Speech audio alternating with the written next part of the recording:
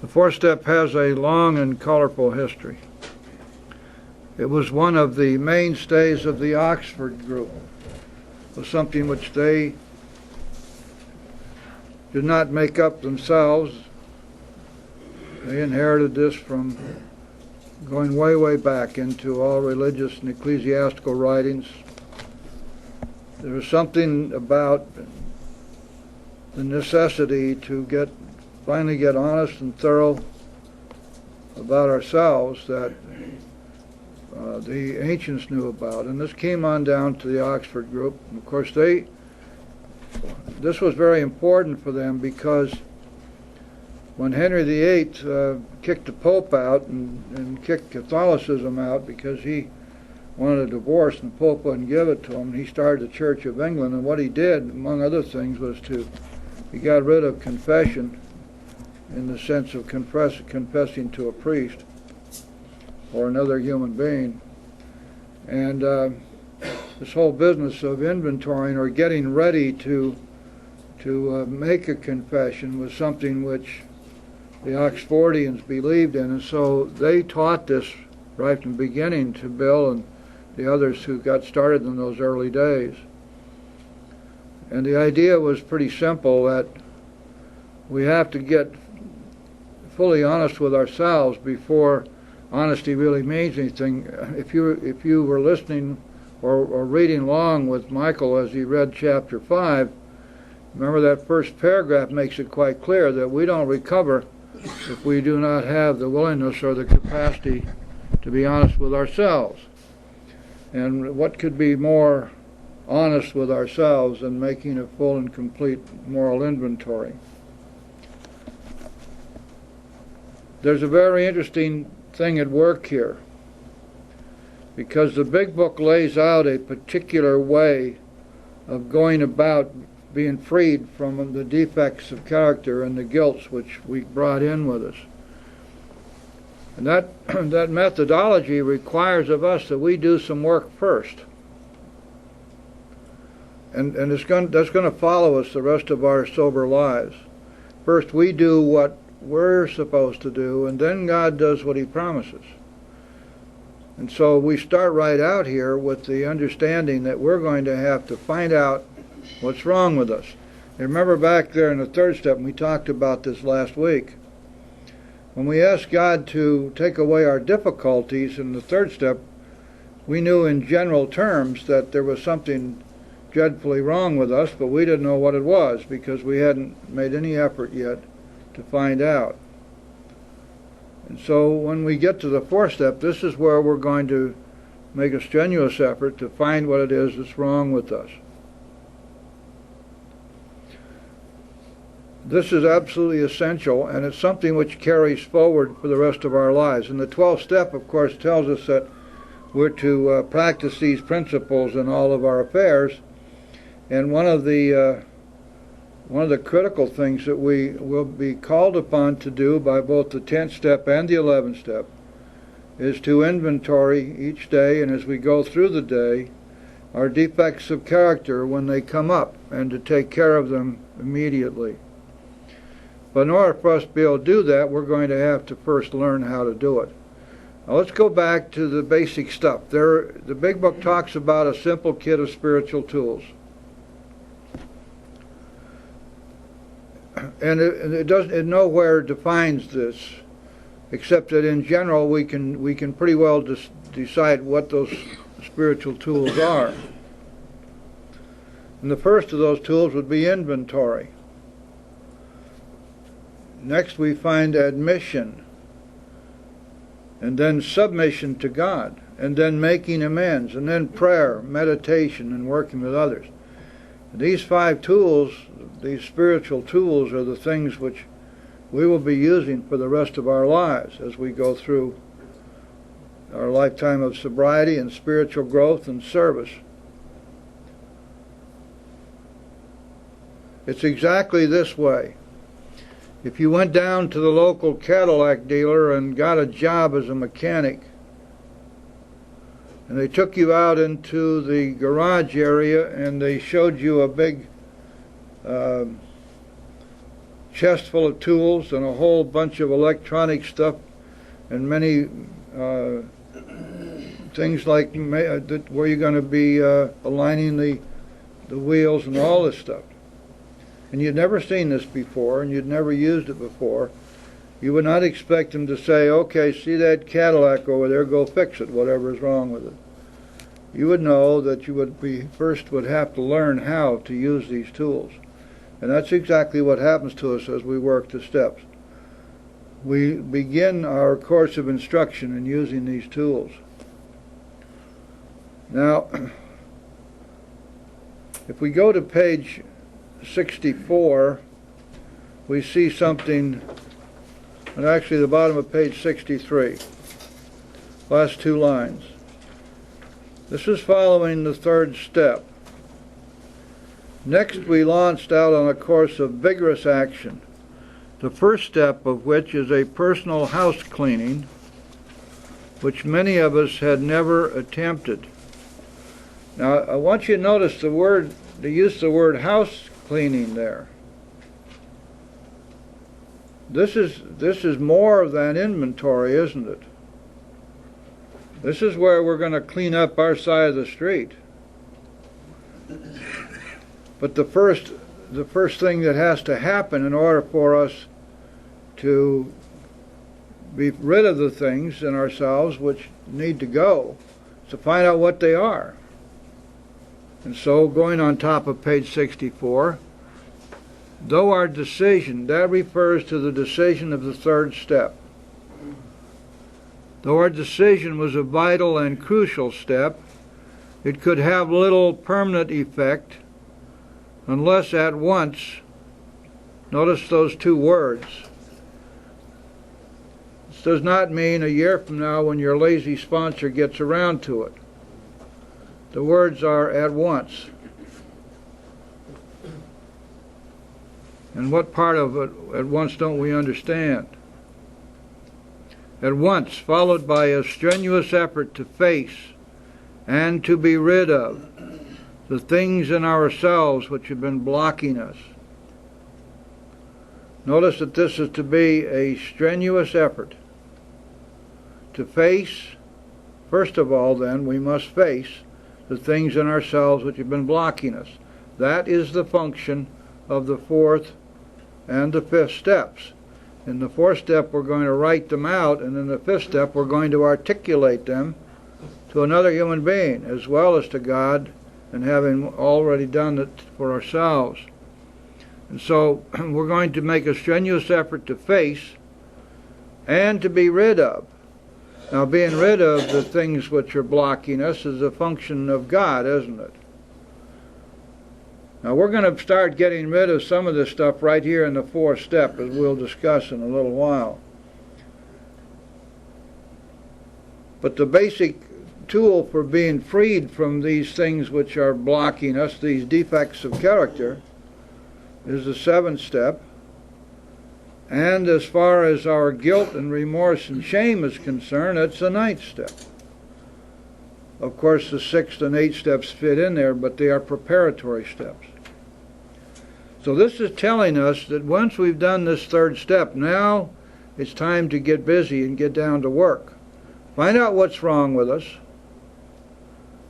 admit what's wrong with us, and get rid of what's wrong with us. Because, as the big book tells us when we get to the ninth step, our real purpose is to fit ourselves to be of maximum service to God and the people about us. And in order for that to happen, there's work that we must do. And this is where we start right here. It goes on to tell us that our liquor was but a symptom. We had to get down to causes and conditions. Now, this is a hard concept for some people to buy and to accept and to deal with. That we're not in here to stop drinking. We're in here to recover spiritually. Because our problem is a spiritual one. Our dilemma is lack of power. Our dilemma is a form of insanity. Our minds don't work right. Our natural God-given instincts have gone screwy, driven by fear. And the Big Book tells us, and we'll be seeing this in a few, as we get on down this page, that when this spiritual malady is overcome, then we straighten out mentally and physically. And this message is repeated in various forms. For example, in chapter 9 it tells us that financial recovery always follows spiritual recovery, never precedes it. And so what we're looking at here is a truth that we need to assimilate so that we don't go off half-cocked on what's actually happening around here. That our liquor was a symptom. There are many other symptoms of this spiritual disease which we have. Some of these symptoms are called defects of character, because they really relate to the insanities which have warped and perverted our minds. The fact that our lives have gotten out of whack, you call that a symptom if you like. But the basic symptoms have to do... Yes, Danny? Yeah, I'm Dan. And the part where, okay, Alcoholics Anonymous tells me that I come in here, I get rid of the booze, but it doesn't, and it just... What? I feel like, okay, since I got rid of the booze, I'm following a spiritual path. If I pick up a drink, doesn't that mean I fall back into the unspiritual path? Or can I still be spiritual if I pick up a drink?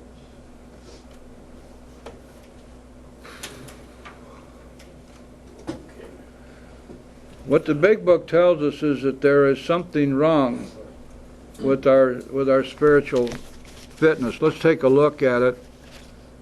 Turn to page 101, please.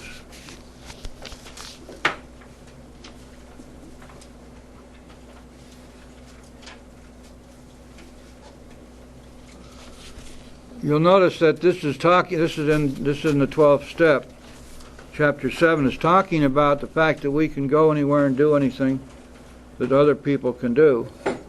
Now, we must not be reminded about alcohol. Experience shows us it's not necessarily so. And then it says this: we meet these conditions every day. An alcoholic who cannot meet them still has an alcoholic mind. There is something the matter with his spiritual status. So I think the Big Book is telling us, isn't it, that there's some kind of a weakness in us spiritually. Let's take a look at page 85. Again, what it tells us there is that we have a daily reprieve. Nevertheless, that's contingent upon the maintenance of our spiritual condition. It also tells us that if we rest on our laurels, that we will drink again, because alcohol is a subtle foe, and we're not cured of alcoholism.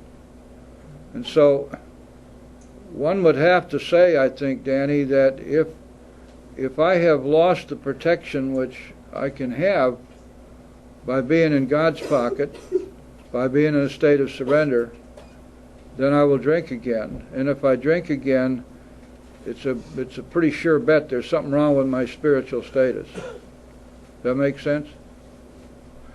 What we're talking about here is on page 25, it tells us that we have two choices. We can either go on to the bitter end, that means continue to drink, or we can accept a spiritual solution, spiritual way of life. The solution that is offered in Alcoholics Anonymous is a spiritual solution to a spiritual problem. That's the point I'm trying to make. Yes, Dan? Okay, now the resting on your laurels. I got a perception of it. I got what I think it is. That you explain that for me? Sure. That goes back to the ancient Greeks. The laurel wreath was awarded to the victor in war or in sports. So therefore, as you wore the laurel wreath, you were at the top of the heap. You had won. If you were to take that off and simply sit around on it and say, how great am I, that would be resting on your laurels. And that statement follows the paragraph which tells us that we have been restored to sanity, and that the problem of alcohol has been removed. It doesn't exist for us. And furthermore, it says we've not even sworn off. The Big Book doesn't tell us to do something we can't do. It's basic with this in Alcoholics Anonymous, is it not, that we are powerless over alcohol. We cannot stop drinking on our own. If we could, we wouldn't need to be here. And so therefore, for me to say to you, Danny, the solution to your problem is don't drink. And that's the only solution we have here. And you would know that either you were in the wrong place or I didn't know what I was talking about. Because that's not the solution that we offer here. And the emphasis upon not drinking is an emphasis which takes us in the wrong direction, takes us away from the solution rather than taking us to the solution.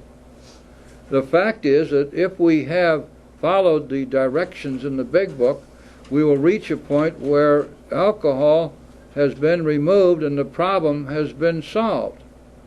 And when you go back to chapter 4 and you look at page 45, what does it tell you? That the purpose of this book is to enable you to find a power greater than yourself which will solve your problem.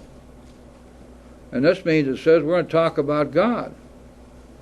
There isn't anything in this book that even begins to imply that we can stop drinking on our own willpower. It tells us exactly the opposite.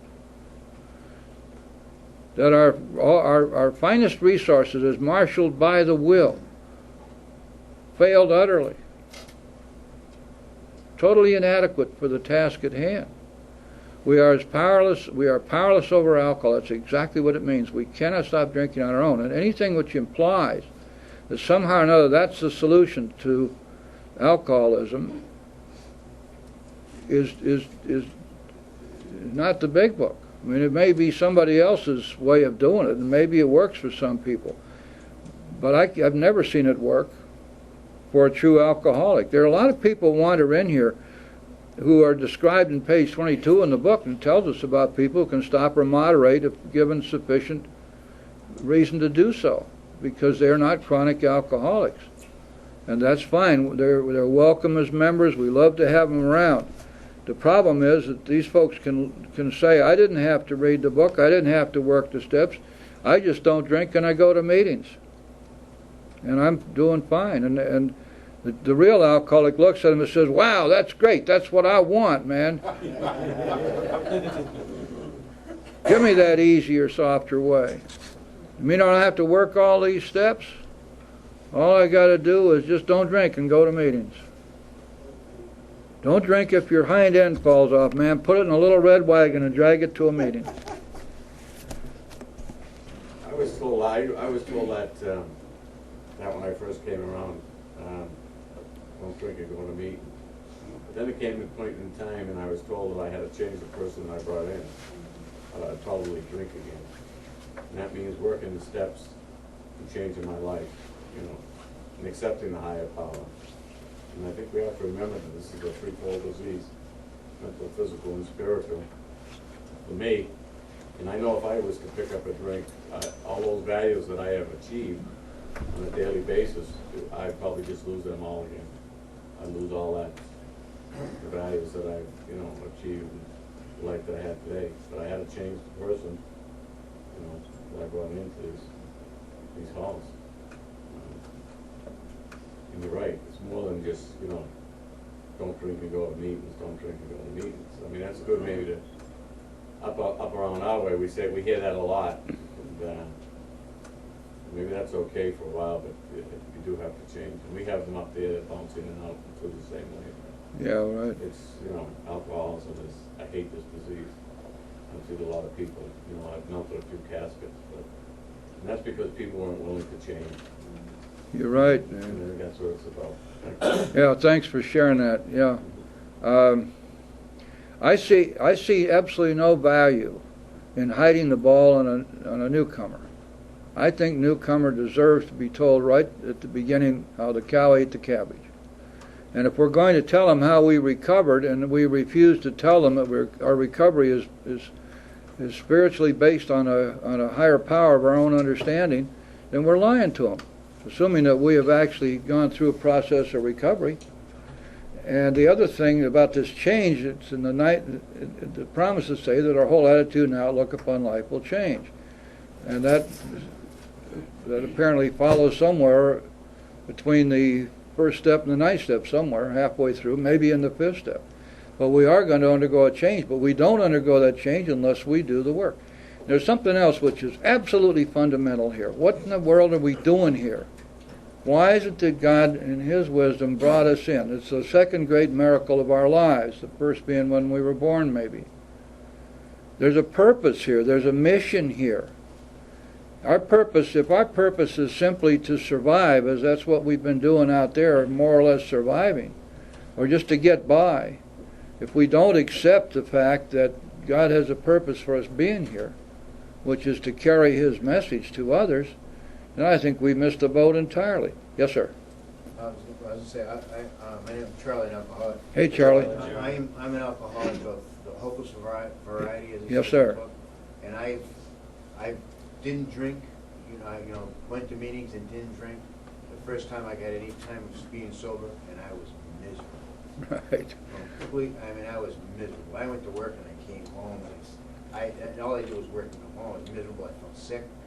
And then, recently in the last few years, I really believe that the only way I've been sober and happy, Yeah. through prayer. For me, in the morning, at night, during the day, I just talk to Him. I've been driving, say a prayer or just talk to Him, to my God, and I believe that's the only thing that keeps me sober, and it keeps me happy. And when I'm like that, spiritual, I enjoy, the leaves, the sky. Sure. I remember getting up at, the first time I had some real good time up north. I had a dog, and my wife, 2 in the morning, you want to go out, and my wife, it's 30 degrees out. And I said, don't worry, I'll take them out. And it didn't bother me. I would take them outside, and I'd be standing there with a sweatshirt on, 30 degrees, and I'd just smell the air and look at the sky. It didn't bother me. Because, but I was, I was sober, but I was, praying and being spiritual. And for me, I believe that. And the times I've gone out and I've relapsed, I don't pray at all. I mean, it's just non-existent. Yeah. And it's only until I sober up and I go back to my spiritual thinking and praying that I become and things. And I smell the coffee again. Sure. Yeah, thanks, Charlie, for sharing that. Okay. Any other questions or comments? Yes. Frank, alcoholic. Yes, Frank. And briefly, I'm willing to admit I have many other addictions too. And I'm grateful you're here. I'd like to say I wish you were here at the door when I first walked in, but you weren't. And well, fortunately for anybody coming in lately, you are. And I'll say this, that I've learned from every suggestion made to me, good and bad, and for the most part, I've managed to hang in there. Now I'm starting to learn quite a bit, which will carry me, thank God. Thank you. And everybody else. But I'm really glad you're pointing this out, because I may have forgotten how many times I've heard the human solution to what Alcoholics Anonymous, how many oxymorons it really were. And it was really tough, man. And this is definitely the easier, softer way. Sure. This, the way that I'm learning now, the way that you're interpreting the process of recovery is probably the most valuable thing I've learned in my quite a few years. I'm grateful. Thanks. Yeah, good. Thank you, Frank. I think it's wise for us to keep in mind that we have a heritage here, which is defined for us in Chapter 9.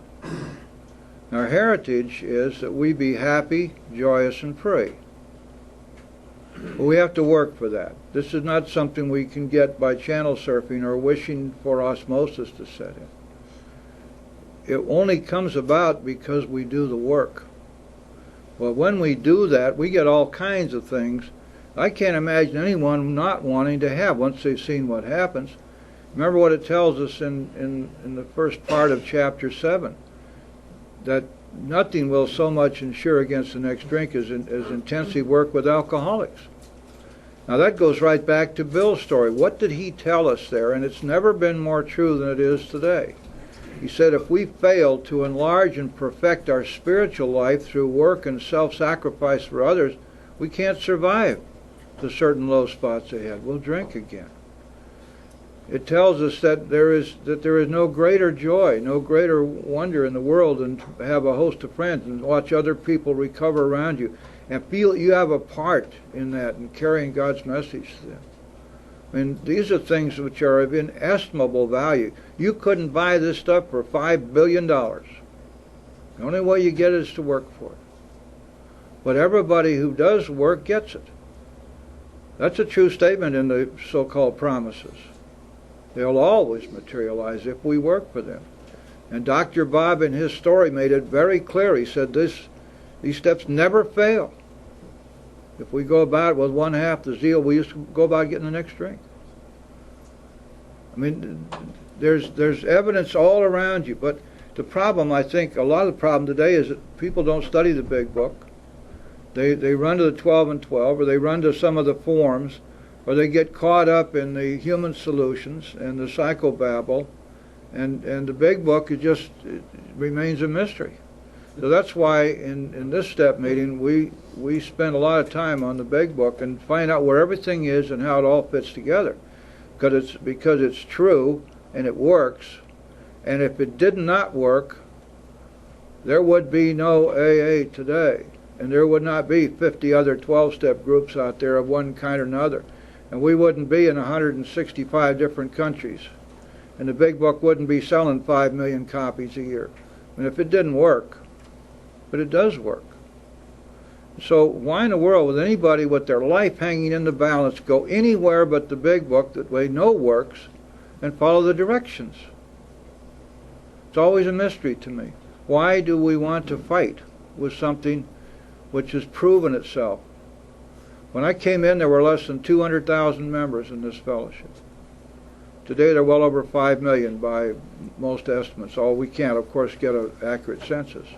But worldwide, and that's in 65 years. The growth is exponential. It's an explosion like this. Why? Ask yourself why. Because this stuff works. Now, I've taken over 2,000 people through the steps, and I've watched it up close and personal working in all those people's lives. So anything I say to you here comes from that reservoir of experience and the fact that I've made a long time study of this stuff, and so I believe it absolutely. This is a spiritual disease that we have. We are spiritually bankrupt, and we're emotional children. And Bill says we have to go to spiritual kindergarten to get started. I think he's right about that. But when the spiritual malady is overcome, we do straighten out. I've seen recovery, physical recovery, that boggled the minds of the medical guys. They couldn't believe what was happening. Recoveries that weren't supposed to be. Because there's nothing past God's power. But for God's sakes, we've got to get in there and open up the door for Him, and we got to get rid of the stuff that blocks us from Him so that He can come in and move and operate in our lives and bring us all this grace and these miracles. And that's up to us, is to get rid of the things that block us. That's what this is talking about. A strenuous effort to find and be rid of the things in ourselves which are blocking us from Him, because alcohol is but a symptom. Don't get fooled. The problem is a spiritual one. It goes back to the fact that we are powerless, and God has all the power and we have none. If we want to recover, we must open ourselves up so that we will be able to accept some of God's power, which He will give us. And we will be empowered to we will be empowered to carry this message to others, and by reason of doing that, and through our prayer and meditation, and our working with others, we can grow spiritually and continue to do so the rest of our lives. Yes, Danny. So the way I look at it now, if I become real spiritual, I will never need to drink. Right. Because that'll be happiness. You got it. Who needs booze when you got this? Who needs? You won't even think of booze, man, when you get in God's pocket. The only time you'll even worry about is when you're in a meeting, you're trying to help somebody who's new. Anyone else? All right, let's think about this fourth step now and what it really is. First of all, it's important for us to recognize that the fourth step does not deal with some panoply of defects, and it deals not at all with 7 deadly sins. 7 deadly sins do not belong in this program. We don't deal with sin here. We don't make any judgments that anyone is sinful. That's left for the theologians and the preachers and others who are better qualified to judge sin than we. This is not a religion. We deal with defects of character, with insanity, and with guilt. These are very real things which can be identified when we do a proper 4-step, because the 4th step in the big book is designed to elicit our knowledge of 4 cardinal defects: resentment, selfishness, dishonesty, and fear.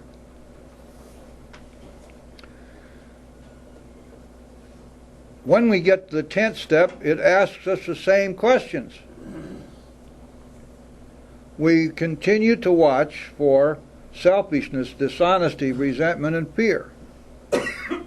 And when these crop up, we use the tools of the 4th, 5th, 7th steps to be freed from them. And if we've harmed anybody, we use the tool of the 9th step to make amends. And then we use the 12th step and turn our thoughts resolutely to someone we can help. So all this stuff works together. The 11th step, inventory, deals with 4 cardinal defects: resentment, dishonesty, selfishness, and fear. Now when we look at the 4th step, we will find, as we break it down into its 4 constituent parts, that each of these parts is designed to specifically elicit our knowledge of one or more of these cardinal defects. The first part of the 4th step allows us to identify and to be rid of our resentments. The second part of the 4th step allows us to identify our faults and our defects of dishonesty and selfishness and fear, by looking at our actions which we took toward those whom we resented. It's a beautiful synergism. We get to start out with those resentments, and then we get to go back and, by using that as an example, find out what's wrong with us. This is not meant as an indictment of ourselves. We're not trying to find out how bad we are. We're trying to find out what the hell's wrong with us. The third part of the 4th step is designed specifically for us to identify our fears and what caused them, and to start the process of being freed from our fears. Because there is a spiritual solution to fear, just as there is a spiritual solution to resentment. Likewise, in the second part, we are beginning to identify the people we've harmed. We begin our 8-step list in the second part of the 4th step. The last part of the 4th step is our sex inventory, and in that we concentrate on 2 defects: selfishness and dishonesty. And as a result of that, we're able to craft, with God's help, an ideal for our future sex life. And in addition to that, we further identify those we have harmed, and in the process of doing finding these harms, we also become willing to make amends, Can you see that the 8th step is substantially done in the 4th step? Now we begin to see the wonderful parameters of this step. This step has so much going on. That's why we take a long time and really look at it, see what's there. Now there are going to be 5 things that come from a proper 4th step. 5 results. Number 1, when Bill was asked, how do I know if I did a proper 4th step, he said, if you had any resentments left when you finished it, you didn't do it right. So the first thing that's going to happen is we're going to lose our resentments. As a matter of fact, this is one of the great vices of some of those forms that are out there, because they do not accommodate that very, very vital aspect of the 4th step. So we're going to find out whom we resent and why, and then we're going to use a spiritual solution to be free of those resentments. And it works. This means we will be freed from the resentments we brought in the door with us. Does not mean that more won't crop up later, because obviously they will. So that's the first result. The second result that we're going to achieve is that we're going to have our fears commence to fall from us. We begin to lose our fears. Right here in the 4th step. The third result we're going to achieve is going to be an ideal for how we wish to live our future sex life. Not our ideal mate, our ideal for ourselves. How we are to conduct ourselves and in what manner we are to approach and deal with a relationship and sexual relationship with another human being. The 4th result is that we're going to have a list of all of our wrongs that we've done, the people we've harmed, and became willing to make amends to them. This happens in the 4th step. Now when we get the 8th step, there will be some additions probably that weren't picked up in the 4th step, but to the extent we can, we have our 8th step list done. And the last result of the 4th step is that we will have a list of our defects of character. Now, we know we're going to have resentment, dishonesty, selfishness, and fear. And a lot of us like to add in other stuff. But you'll find when you examine these things carefully that they all stem from the same source. Procrastination, laziness, bad temper, I don't know, all that other stuff. Pride. What? What? Pride. Lust. Pride, now that's an interesting thing. Let's take a look at pride.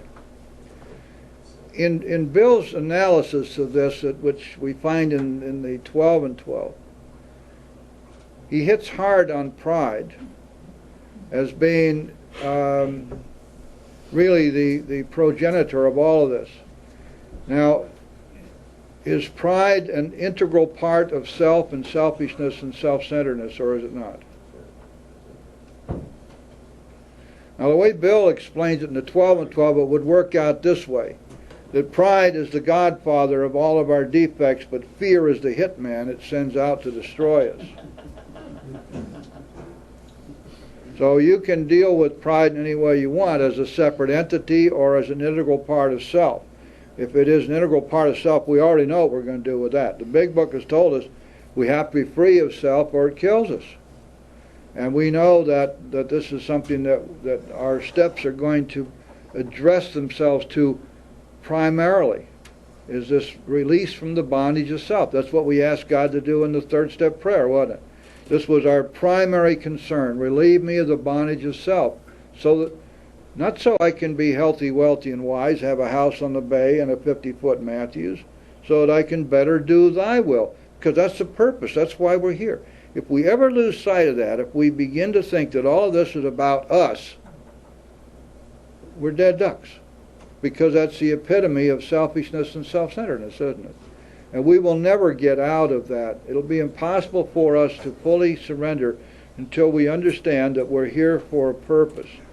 And there are 10 or 12 people out there, for every single person in this room, who will never make it.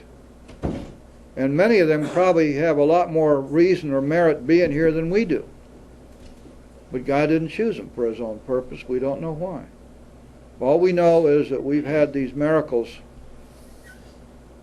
and then most of us, unfortunately, throw them away for whatever reason. Usually because we don't want to do the work. Many times because we're talking to people who are pushing us in front of buses because they're not telling us the truth. And we don't want to be that way. See, here's a little rule I follow. Somebody tells me that I ought to do something, I ask them, where's that in the big book? And where is God in that equation? And if it's not in the big book and God's not there, I safely ignore it. And so if we go to the book, and I know that New Age AA does not like any of this stuff. New Age AA much prefers to make up its own rules that goes along. And there's no other place in the literature where we are instructed as to how to work the steps, except the big book. 12 and 12 does not give us directions for working the steps. It philosophizes about the steps, but doesn't tell us how to work them. Therefore, we can make up anything we want as we go along. When Dr. Bob said it never fails, he wasn't referring to stuff that came out of Hazleton or some little master's degree lady who was making up stuff down at the local treatment center. He was referring to the big book and the steps which they took, because that's what they revealed to us, what they did. Remember what it says in the forward of the first edition. To show other alcoholics precisely how we have recovered is the main object of this book. And so we're not reading here the philosophies or the academic stuff that's flowing out of various sources. We're reading here the actual experience of the people who went through it. And they're saying, this is what we did, and we feel very sure that if you do what we did, you will have the same results. Ergo, you will recover from a seemingly hopeless state of mind and body. And they're right. It's exactly what happens for those who are willing to do it. And so looking at the fourth step from that standpoint, then we see that there's a lot of work to be done. It is not onerous work. It's surprising how quickly we overcome our fear of it once we get started. It's surprising how enlightening it becomes and how the light starts to dawn and we say, wow, I can see that didn't work. Or here are these people from my distant past and I still resent them, and I've been hiding it and swallowing it and denying it and excusing their actions all these years. And I've been carrying this stuff around in me. I used to think it was just sort of a deja vu that popped up once in a while. Was it Casey Stengel said deja vu all over again or something like that? That's what I used to think. And now I find out that these resentments that I had are killing me. That they're a cancer. They're tearing me apart. My preoccupation with those who have harmed me, and my thinking, my thoughts of revenge, and all that stuff that was occupying my mind. And so the first thing we're going to have to do is we're going to have to find out what our resentments are and whom we resent. Before we get to that, let's go down on the bottom of page 64, the last partial paragraph. Resentment is the number one offender. It destroys more alcoholics than anything else. From it stem all forms of spiritual disease. For we have been not only mentally and physically ill, we have been spiritually sick. When the spiritual malady is overcome, we straighten out mentally and physically. We need to burn that into our foreheads, guys. I mean, what could be more clear than that? That what we're doing here is the work necessary to overcome our spiritual malady so that then we can straighten out mentally and physically. And it doesn't work the other way around. You know, there are people always saying, because they listen to the human solutions to say, well, first you got to get all the alcohol out of your system, you got to get back on your feet, you got to have this, you got to have that, then you can work the steps. I guess it's only natural that they should take that position. After all, they've studied for years and years in order to get their degrees and their licenses. And they need to have some feeling of there's a value there. The problem is that so long as they insist on staying with the human solution, ultimately it fails for us. Although they may be wonderful in working with people with emotional problems and other stuff. But they're dealing here with something which has a spiritual base to it. And let's go back to basics again. Why is that so? It's simply this. We are powerless. And we've been struggling all of our lives for some kind of power. That's why we've always tried to take charge of our lives and make things happen, and why we became general managers of the universe and we became God in our own right. That's why. Because we felt hopeless and helpless and lost and powerless. And we've been struggling since we were little kids to gain some kind of power. And what did they tell us? They said, you can have power.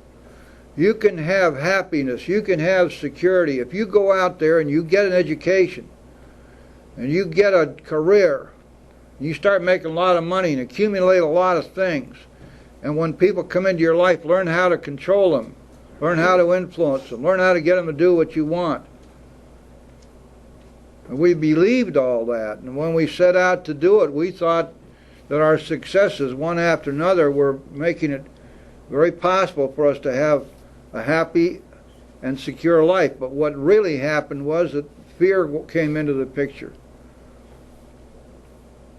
And we became afraid of losing what we had and not getting what we thought we wanted or needed. And we became afraid of failure, and we became afraid of rejection. We became afraid of getting old. We became afraid of all kinds of stuff. We became afraid we were going to be found out for what things we had done to get where we were. And all of our toys and all of our money and all of the acclaim and the high positions and the titles became ashes in our mouths because they didn't satisfy us. They never could, because they're not spiritual food, and that's what we always needed, was spiritual food. We wanted power, and the only source of power in the universe is God. In order for us to get it, we got to give up all pretenses to power of any kind on our own. It's a paradox. And as soon as we do that, we open the gates up for God's power to flow into us. Remember what it tells us on page 85. We had commenced to sense the flow of His Spirit into us. And we became God conscious after we worked the first 9 steps. Not before. So we're going to have to make a strenuous effort now to find and to be rid of the things in ourselves which are blocking us. Next week we will tackle this question of how do we go about identifying the people we resent, and how do we write a resentment list, and then what do we do with it once we have written it. How can we be free of our resentments using a spiritual solution? And hopefully we'll be able to get through that next week.